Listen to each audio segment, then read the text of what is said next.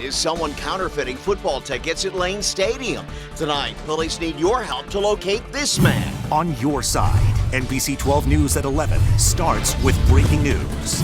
And breaking right now, witnesses report explosions in Ashland off Washington Highway with fire crews on the scene right now. Mike Valerio has the latest from the Breaking News Center. Mike, what do you know about this? Well, Sabrina and Kurt, witnesses say they first thought an explosion was part of a show at King's Dominion. Then they see fire trucks and hear more explosions. A live picture of the scene right now. Hanover Fire says this is happening at 11310 Washington Highway, and that address traces back to Fox Auto Service. Now, if you know the area, that's right on Route 1 close to Lewistown Road. The call comes in at 9:21 tonight, and we know crews are still trying to find out how the fire started, but it is under control. From what I've been able to piece together so far, we know that Fox was closed today, and I have confirmed with fire officials that no one is hurt tonight. We, of course, broke this first on NBC12.com and through our free breaking news app. And if we learn more overnight, just check in with our website when you wake up for the latest on this investigation. That's our top story from here in the Breaking News Center. Kurt and Sabrina, back to you. Mike, thanks very much. Now to Louisa and the rumbling many of you learned about tonight from our free NBC12 News app. Yet another aftershock just about a month after the 4-year anniversary of the big one up there. For the latest information, let's send it over to meteorologist Jim Duncan in the First Warning Weather Center. Jim, how strong of a quake are we talking about here? This was minimal, especially compared to the one we had back in 2011, 2.2. I'll talk more about that in a second. Let's locate it first. The center of the quake was located about 28 miles to the northwest of Short Pump, just 7 miles south of Louisa. And the quake itself, as I mentioned, measured 2.2 magnitude. It happened at 9:38 yesterday evening. A depth in the underground was 3.3 miles. That's a fairly shallow quake. It happened near Shannon Hill Road and Mountain Road intersection, again up in Louisa. Compare that to the quake we had back in 2011. That was a 5.8. This one was a 2.2, so this one is quite small in comparison.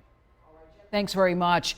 Just then, state police and the FAA are on the scene of a small plane crash in Monetta.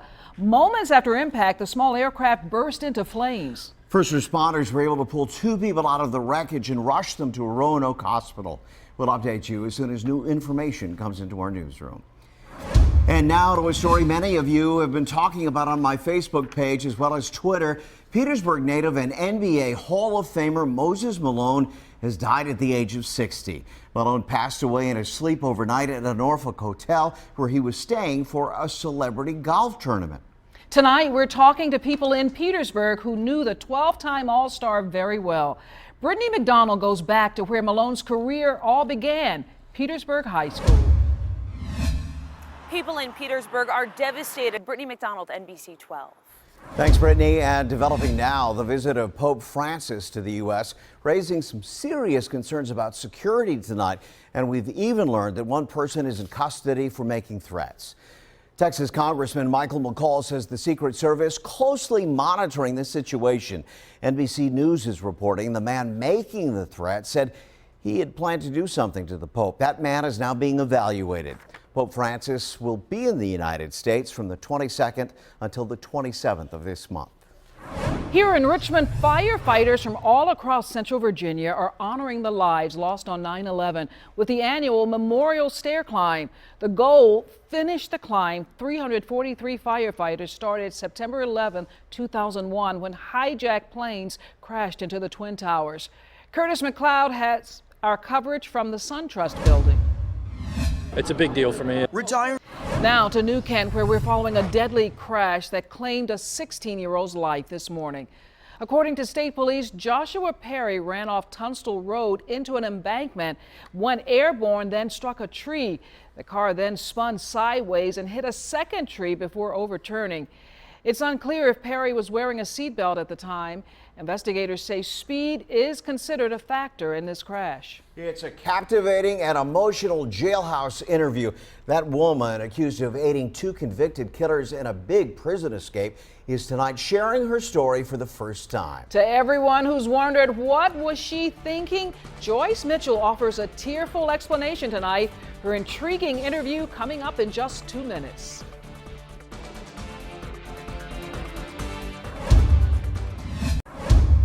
Check this out. Caught on camera, surveillance cameras happen to be rolling as a water spout forms and then comes barreling toward a Maryland restaurant.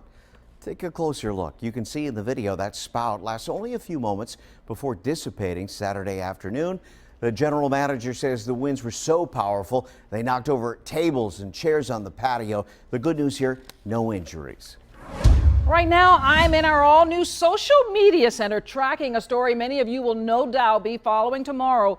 Joyce Mitchell, the New York prison seamstress who pleaded guilty to helping convicted killers escape, opens up for the very first time. Richard Matt and David Sweat's escape had thousands of you living in fear. But in an exclusive interview with Matt Lauer, Mitchell explains she is not a monster. I am so sorry for everything that everyone has went through because of me. I never meant for any of this to ever happen. Never. I would take it all back if I could, but I can't. But I'm not the monster that everybody thinks I am. Mitchell goes on to say she just got in over her head.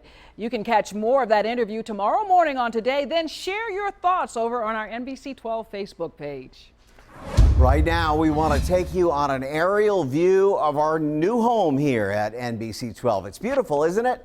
Our new interactive set has been almost a year in the making, but keep in mind, it's more than aesthetics. All of this was designed with functionality in mind, so viewers don't just watch our newscast, they can participate as well.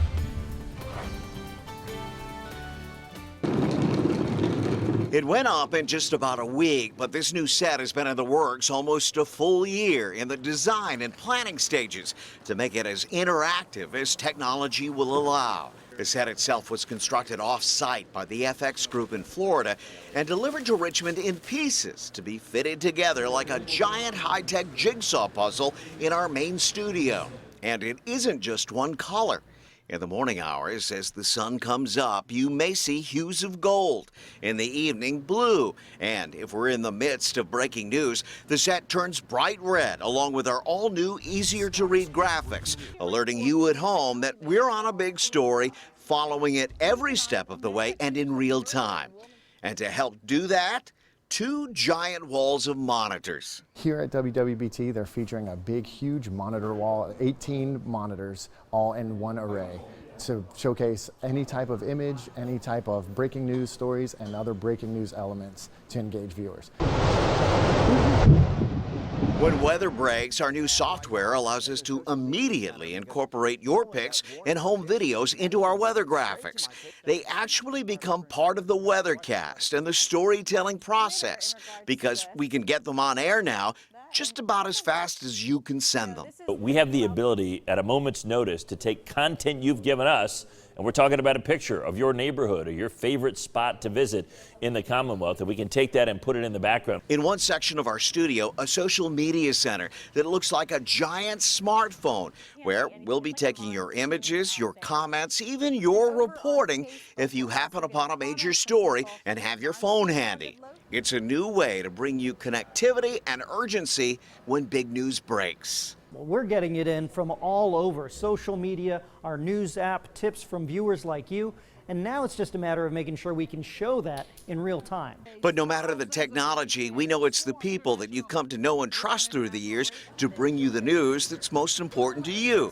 So look at these changes as new technology melded together with our long-standing commitment that's never wavered.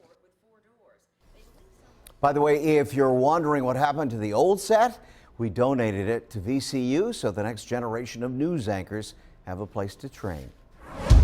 And new tonight, a warning if you're watching us right now, cyber criminals may be targeting you as we speak. We're tracking several new schemes crooks are sending directly to your inbox. Tonight, On Your Side investigator Gray Hall has what you need to know to fight back. You can hit delete. To see more alerts from Gray, head over to the NBC12, NBC12.com. You can also find more information on the alerts featured in tonight's broadcast by firing up the free NBC12 News app. It's easy to do. Just click the On Your Side tab in the menu. As always, to contact the On Your Side investigators, email investigators@NBC12.com. I was driving in this evening, Jim, and I couldn't we're believe. excited to announce that the new season of the Wendy Williams Show kicks off tomorrow with a supersized edition of Hot Topics. Plus, Wendy dishes on the summer's biggest stories, and Neil Patrick Harris even drops by. That's tomorrow afternoon, starting at 3 o'clock here on NBC 12. Central Virginia's breaking weather specialists. This is NBC 12 First Warning Weather. Driving in this evening, Jim, I couldn't believe just how cool it was outside. Looking at the temperature on my monitor, it was in the 60s. 60s. That might need repair because it's in the 50s now. Yeah, and dropping. In many spots, and dropping. And your commuter forecast looks chilly tomorrow morning. Be prepared for a cool start. It's not going to be cold, but a cool start to your morning. For your morning commute, though, it's going to be nice and dry. But check it out, 53 degrees, 6 in the morning. 7 a.m. only 54 degrees, 57 degrees at 8 o'clock in the morning. That's all the time we have for tonight. We can't thank you enough for joining us, staying up late to debut this new and wonderful set. It is great. We're so grateful to have all of you along for the adventure, which continues tomorrow morning on 12 News Today. We encourage you to wake up with our morning team bright and early, beginning at 4:30 a.m. Inside Edition is up next. We're back here tomorrow night and hope to see you then. Good night.